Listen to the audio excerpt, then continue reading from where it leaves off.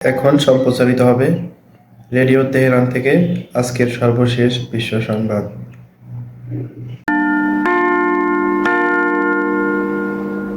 Radio Tehran থেকে শুরু হচ্ছে বিশ্ব সংবাদ।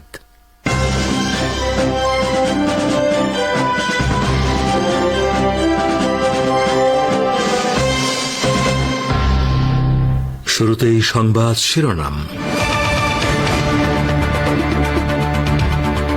ইসরায়েলের বিরুদ্ধে ট্রু প্রমিস ট্রুর সংযোগ আমাদের সামনে আসবে, ইরানি কমান্ডারের মন্তব্য।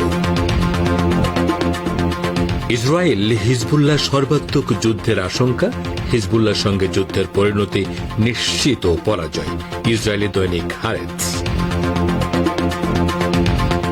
দেশে বিদেশে বেনজিরের নামে বেনামে সম্পদের তথ্য মিলেছে, মতিউর ও বেনজির পরিবারের সম্পদ বিবরণী চেয়ে দুদকের নোটিশ।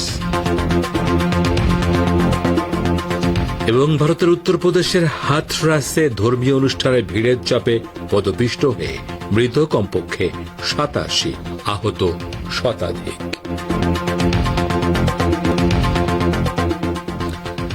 আসসালামু আলাইকুম। এতক্ষণ গুরুত্বপূর্ণ সংবাদ শিরোনাম শুনলেন। এবারে বিস্তারিত বিশ্ব সংবাদে আপনাদের স্বাগত জানাচ্ছি। আমি গাজী আব্দুর রশিদ। ইরানের ইসলামী বিপ্লবী গার্ড বাহিনী বা আইআরজিসির অ্যারোস্পেস ডিভিশনের কমান্ডার ব্রিগেডিয়ার জেনারেল আমির আলী হাজিজাদে বলেছেন, অবরুদ্ধ গাজা উপত্যকায় ফিলিস্তিনের প্রতিরোধ যোদ্ধারা নিশ্চিত বিজয় অর্জন করবে। তিনি বলেন, আপনারা নিশ্চিত থাকুন যে আপনারাই আঞ্চলিক এবং বৈশ্বিক ইতিহাসের গতিধারা বদলে দেবেন। জেনারেল হাজিজাদে বলেন, ইসলামী প্রজাতন্ত্র ইরান প্রতিরোধ যোদ্ধাদের প্রতি সমর্থন দিতে কোন রকমের প্রচেষ্টা বাদ দেবে না। গতকাল ফিলিস্তিনের কয়েকটি শহীদ পরিবারের সদস্যদের সাথে বৈঠকের সময় এসব কথা বলেন জেনারেল হাজিজাদে। গাজা উপত্যকায় ইহুদিবাদী ইসরায়েলের বর্বর সেনাদের আগ্রাসনে ওইসব ফিলিস্তিনি শহীদ হন। গত 14 এপ্রিল ইরান ইহুদিবাদী ইসরায়েলের বিরুদ্ধে চালানো অপারেশন ট্রু প্রমিসের কথা উল্লেখ করে ইরানি কমান্ডার জেনারেল হাজিজাদে বলেন, এর মধ্য দিয়ে পরিষ্কার হয়েছে যে ইহুদিবাদী ইসরায়েলের বিরুদ্ধে ইরান সরাসরি সামরিক ব্যবস্থা নিতে সক্ষম। তিনি বলেন, আমরা আশা করি ট্রু প্রমিস টুর সুযোগ আমাদের সামনে আসবে। হিজবুল্লাহর সঙ্গে সর্বাত্মক যুদ্ধ হলে ইসরায়েল নিশ্চিতভাবে পরাজিত হবে। তেল আবিব থেকে প্রকাশিত ইসরায়েলের দৈনিক হারেটস ওই হুঁশিয়ারি উচ্চারণ করেছে। ইসরায়েলের উত্তরাঞ্চলে হিজবুল্লাহর নিখুঁত সমরাস্ত্র হামলায় বিস্তীর্ণ এলাকার অধিবাসীরা তাদের ঘরবাড়ি ফেলে দক্ষিণ দিকে পালিয়ে যায়। ইসরায়েলি গণমাধ্যম পালিয়ে যাওয়া ইহুদিবাদীর সংখ্যা 60,000 বলে উল্লেখ করলেও প্রকৃত সংখ্যা আরও অনেক বেশি বলে মনে করা হচ্ছে। বিষয়টি ইহুদিবাদী কর্মকর্তাদের মারাত্মকভাবে ভাবিয়ে তোলে। পার্সটুডে আরও জানায়, ইসরায়েলি দৈনিক হারেস এক সংবাদ বিশ্লেষণে লিখেছে, লেবাননের বিরুদ্ধে স্থল অভিযান চালালে ইসরায়েল ভয়াবহ পরাজয়ের সম্মুখীন হবে। লেবাননে ব্যাপক ভিত্তিক হামলা চালিয়ে মূলত দক্ষিণ লেবানন দখল করতে চায় ইসরায়েল। এর মাধ্যমে তেল আবিব দক্ষিণ লেবানন থেকে হিজবুল্লাহকে উৎখাত করার বাসনা পোষণ করে। দৈনিক হারেস লিখেছে, ইসরায়েলি বাহিনীর এই কাজ করার সামর্থ্য নেই। যুদ্ধের প্রথম ধাক্কায় ইসরায়েলের বিদ্যুৎ সরবরাহ ব্যবস্থা ভেঙে পড়বে। আরেক ইসরায়েলি দৈনিক ইয়াদিউত আহরনত লিখেছে, ইসরায়েলের আকাশ প্রতিরক্ষা ব্যবস্থা হিজবুল্লাহ ড্রোন মোকাবেলা করতে সক্ষম নয়। জার্মানীয় রাষ্ট্রীয় এয়ারলাইন্স লুফথানসা রাতের বেলায় লেবাননের রাজধানী বৈরুতে সমস্ত ফ্লাইট স্থগিত করেছে। এই সিদ্ধান্তের আওতায় রাতের বেলায় বৈরুত অভিমুখী কিংবা বৈরুত থেকে জার্মানি অভিমুখী সমস্ত ফ্লাইট চলাচল বন্ধ থাকবে। জার্মানি এয়ারলাইন্স জানিয়েছে, আগামী 31 জুলাই পর্যন্ত এই সিদ্ধান্ত বহাল থাকবে। লুফথানসা গ্রুপের সহযোগী প্রতিষ্ঠান সুইস ইন্টারন্যাশনাল এয়ারলাইন্স ঘোষণা দিয়েছে যে তারা জুলাই মাসের শেষ পর্যন্ত বৈরুতের সমস্ত রাত্রিকালীন ফ্লাইট স্থগিত করে দিনের বেলায় পরিচালনা করবে। ইহুদিবাদী ইসরায়েলের বর্বর সামরিক বাহিনী সম্প্রতি লেবাননের বিরুদ্ধে সর্বাত্মক আগ্রাসনের হুমকি দিয়েছে। লেবানন ইসরায়েল সীমান্তে টানটান উত্তেজনার প্রেক্ষাপটে জার্মান এবং সুইস বিমান কোম্পানি ফ্লাইট পরিচালনার শিডিউলে রদ বদলের এই ঘোষণা দিল। লেবাননের ইসলামী প্রতিরোধ আন্দোলন হিজবুল্লাহ ইহুদিবাদী ইসরায়েলি সেনাদের একটি সমাবেশ কেন্দ্র করে ধ্বংস করেছে। দক্ষিণ লেবানন থেকে উত্তর ইসরায়েল লক্ষ্য করে রকেট হামলা চালালে ওই সমাবেশ কেন্দ্রটি ধ্বংস হয়। হিজবুল্লাহ আজ এক বিবৃতিতে বলছে, আমরা দখলদার সেনাদের সমাবেশ কেন্দ্রটি লক্ষ্য করে উপযুক্ত অস্ত্র দিয়ে সরাসরি লক্ষ্যবস্তুতে আঘাত করি। হিজবুল্লাহ বলেছে, গাজায় ইহুদিবাদী ইসরায়েলের আগ্রাসন ও বর্বর গণহত্যার প্রতিবাদে এবং দৃঢ়চেতা ফিলিস্তিনি জনগণের প্রতি সমর্থন জানিয়ে তারা ইসরায়েলের বিরুদ্ধে এই হামলা চালিয়েছে। এদিকে ইসরায়েলের কাফর গিলাদি সামরিক ব্যারাকে হিজবুল্লাহ রকেট হামলা চালিয়েছে। এই হামলাও ক্ষেপণাস্ত্রগুলো কাঙ্ক্ষিত লক্ষ্যে সরাসরি আঘাত হানে। কাফর গিলাদি এলাকার আরেকটি ইসরায়েলি সামরিক অবস্থানেও লেবাননের হিজবুল্লাহ যোদ্ধারা রকেট হামলা চালিয়েছে। গত 7 অক্টোবর ইহুদিবাদী ইসরায়েল অবরুদ্ধ গাজা উপত্যকায় বর্বর আগ্রাসন ও গণহত্যা শুরু করলে লেবাননের হিজবুল্লাহ যোদ্ধারা ইসরায়েলের বিরুদ্ধে হামলা শুরু করে।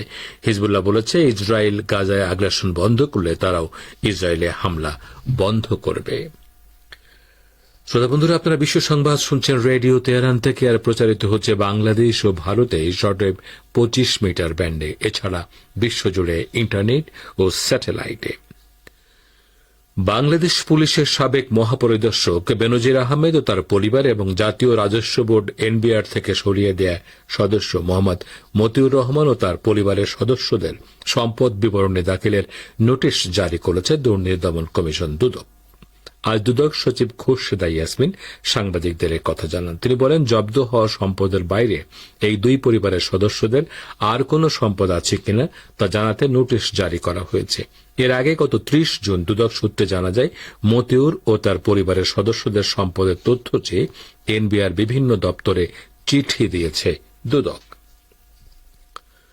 ভারতের উত্তরপ্রদেশের হাথরাসে এবার ধর্মীয় অনুষ্ঠানে ভিড়ের চাপে পদপিষ্ট হয়ে কমপক্ষে 87 জনের মৃত্যু হয়েছে এবং আহত অন্তত শতাধিক। মৃতদের মধ্যে নারী ও শিশু রয়েছে। আহতদের উদ্ধার করে হাসপাতালে ভর্তি করেছে স্থানীয় প্রশাসন, তবে মৃতের সংখ্যা বাড়তে পারে বলে আশঙ্কা করা হচ্ছে। সেখানকার জেলা প্রশাসক আশিস কুমার জানিয়েছেন, তার কাছে এখন পর্যন্ত 50 থেকে 60 জনের মৃত্যুর খবর রয়েছে। জানা গেছে, উত্তরপ্রদেশের রতিভানপুরে আজ শিব পুজোর সৎসঙ্গ অনুষ্ঠান চলার সময় সেখানে বিপুল সংখ্যক পুণ্যার্থীর সমাগম হয়। অনুষ্ঠান শেষ হতেই একটা বিশৃঙ্খলা সৃষ্টি হলে বিপুল সংখ্যক ভক্ত অনুষ্ঠানের স্থল থেকে একসাথে বেরোনোর চেষ্টা করলে ভিড়ের চাপে পদপিষ্ট হয়ে ওই মর্মান্তিক ঘটনা ঘটে। পুলিশের পক্ষ থেকে জানানো হয়েছে, হাতরাসের মুগলাগাড়ি গ্রামে এক স্থানীয় ধর্মগুরুর সৎসঙ্গ বা ভক্ত সমাবেশে ওই দুর্ঘটনা ঘটে। ঠিক কিভাবে এমনটা ঘটল তা খতিয়ে দেখা হচ্ছে।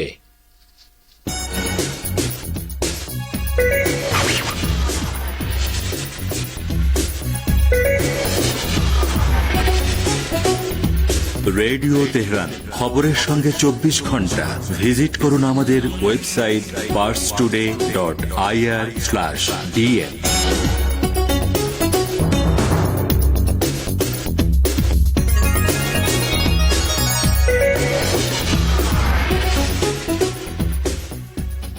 আবারও ফিরে এলাম বিশ্ব সংবাদে। ফিলিস্তিনের অবরুদ্ধ গাজা উপত্যকার জনগণের বিরুদ্ধে গণহত্যামূলক নীতি অনুসরণের মূল পরিকল্পনাকারী ও বর্তমান অর্থমন্ত্রী বেজালেল স্ট্রোমস্টিচের বিরুদ্ধে আন্তর্জাতিক অপরাধ আদালত বা আইসিসির গ্রেপ্তারি পরোয়ানা জারির আহ্বান জানিয়েছেন জাতিসংঘের একজন শীর্ষ পর্যায়ের কর্মকর্তা। স্মোট্রেস হচ্ছেন ইসরায়েলের যুদ্ধবাজ প্রধানমন্ত্রী বেনিয়ামিন নেতানিয়াহুর উগ্র ডানপন্থী সরকারের একজন শীর্ষ পর্যায়ের ব্যক্তিত্ব, যিনি বর্তমানে ইসরায়েলের যুদ্ধ মন্ত্রণালয় এবং অর্থ মন্ত্রণালয়ের দায়িত্ব পালন করছেন। তিনি স্বাধীন ফিলিস্তিন রাষ্ট্র প্রতিষ্ঠার ঘোর বিরোধী এবং সম্প্রতি তিনি অধিকৃত ফিলিস্তিনি ভূখণ্ড থেকে ফিলিস্তিনিদের নির্মূল করার আহ্বান জানিয়েছেন। অধিকৃত ফিলিস্তিন ভূখণ্ডের মানবাধিকার পরিস্থিতি নিয়ে জাতিসংঘের বিশেষ প্রতিনিধি ফ্রান্সিসকা আলবানিজ বলেন, তিনি বুঝতে পারেন না কেন আইসিসির প্রধান কৌঁসুলি এখনও স্মোট্রিসের বিরুদ্ধে গ্রেপ্তারি পরোয়ানা জারির আবেদন করেননি। আলবানিজ সুস্পষ্ট করে বলেন, ফিলিস্তিনিদের বিরুদ্ধে গণহত্যামূলক যুদ্ধের মূল পরিকল্পনাকারীদের একজন হলেন স্মোট্রিস। উত্তর আফ্রিকার দেশ তিউনিসিয়ার জনগণ ফিলিস্তিনি জাতির প্রতি সংহতি প্রকাশ করে দেশটি থেকে মার্কিন রাষ্ট্রদূতকে বহিষ্কার এবং অবরুদ্ধ গাজা উপত্যকায় ইসরায়েলি আগ্রাসন বন্ধ করার দাবি জানিয়েছেন। তিউনিসিয়ার হাজার হাজার মানুষ রোববার রাজধানী তিউনিসে মার্কিন দূতাবাসের সামনে বিক্ষোভ প্রদর্শন করেন এবং গাজায় ইসরায়েলি অপরাধযজ্ঞের তীব্র নিন্দা জানান। প্রেস টুডে আরও জানায়, বিক্ষোভকারীরা ইহুদিবাদী ইসরায়েলের প্রতি ওয়াশিংটনের অকুণ্ঠ সমর্থনের নিন্দা জানায় এবং তিউনিসিয়া থেকে মার্কিন দূতাবাসকে বহিষ্কারের দাবি জানায়। বিক্ষোভকারীরা বলছে, দক্ষিণ লেবাননে সর্বাত্মক যুদ্ধ শুরু করার অর্থ হবে ইসরায়েলি বাহিনীর নিজের হাতে নিজের কবর খোঁড়া। বিশ্লেষকরা বলছেন, গাজা উপত্যকায় ইসরায়েলি বাহিনীর জাতিগত শুদ্ধি অভিযান চলতে থাকায় মুসলিম দেশগুলোতে তেল আবিবের বিরুদ্ধে ঘৃণা ও ক্ষোভ চরমে পৌঁছেছে। মুসলিম বিশ্বের সাধারণ মানুষ তাদের সরকারগুলোর পক্ষ থেকে ইসরায়েলের বিরুদ্ধে নিষেধাজ্ঞা আরোপের পক্ষপাতী। ইহুদিবাদী ইসরায়েল আমেরিকা ও ব্রিটেনের মালিকানাধীন 4টি জাহাজে একযোগে হামলা চালানোর কথা ঘোষণা করেছে ইয়েমেন। দেশটি ইসরায়েল, আমেরিকা ও ব্রিটেনকে শয়তানত্রয়ী বলে উল্লেখ করেছে।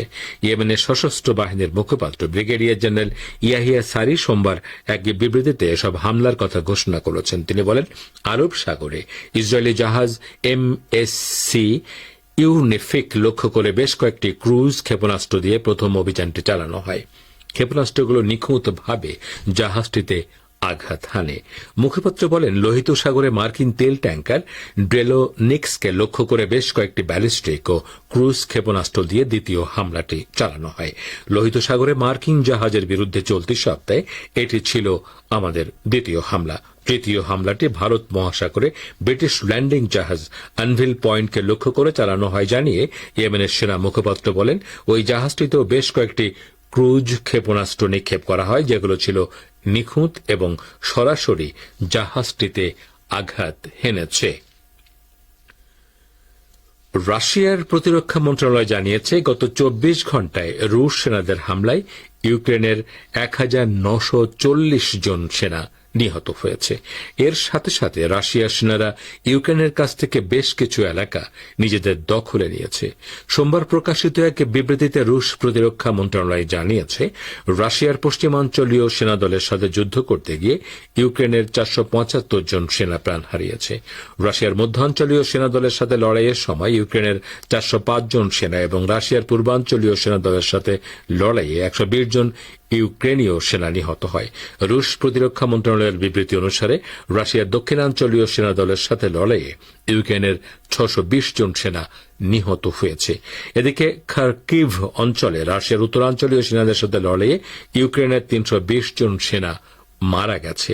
রাশিয়া ওই অঞ্চলে বড় ধরনের অভিযান পরিচালনা করে। রুশ প্রেসিডেন্ট ভ্লাদিমির পুতিন জানিয়েছেন, রাশিয়ার সীমান্তবর্তী গ্রামগুলোকে রক্ষা করার জন্য বাফার জোন তৈরি করার লক্ষ্যে এই অভিযান চালানো হয়। শ্রোতা বন্ধুরা, আমাদের নিউজ ডেস্কে এখনকার মতো এই ছিল সর্বশেষ খবর।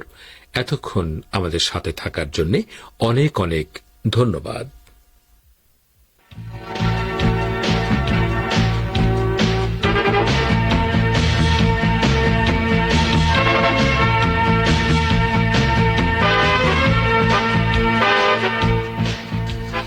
বিশ্ব সংবাদ শুনলেন রেডিও তেহরান থেকে। শ্রোতা বন্ধুরা, এবারে আমন্ত্রণ জানাচ্ছি সংবাদ ভাষ্যের অনুষ্ঠান দৃষ্টিপাতে। বাংলাদেশি তরুণকে হত্যার পর এবার এশীয় বংশোদ্ভূত আরেক কিশোরকে গুলি করে হত্যা করেছে নিউ ইয়র্ক পুলিশ। মার্কিন পুলিশের হাতে একের পর এক মানবাধিকার লঙ্ঘিত হচ্ছে, কিন্তু কোনো বিচার হচ্ছে না। এ সম্পর্কেই দৃষ্টিপাতের শুরুতে রয়েছে আমাদের ভাষ্যকারের একটি পর্যালোচনা। শুনুন সহকর্মী সোহেল আহমেদের পরিবেশনায়। মার্কিন যুক্তরাষ্ট্রের নিউ ইয়র্কে এশীয় বংশোদ্ভূত 13 বছর বয়সী এক কিশোরকে গুলি করে হত্যা করেছে সেদেশের পুলিশ। নিয়া মাওবে নামের ওই কিশোরের হাতে একটা খেলনা বন্দুক ছিল। বলা হচ্ছে, ওই কিশোরের অপরাধ হলো সে পুলিশের দিকে খেলনা অস্ত্রটি তাক করছিল।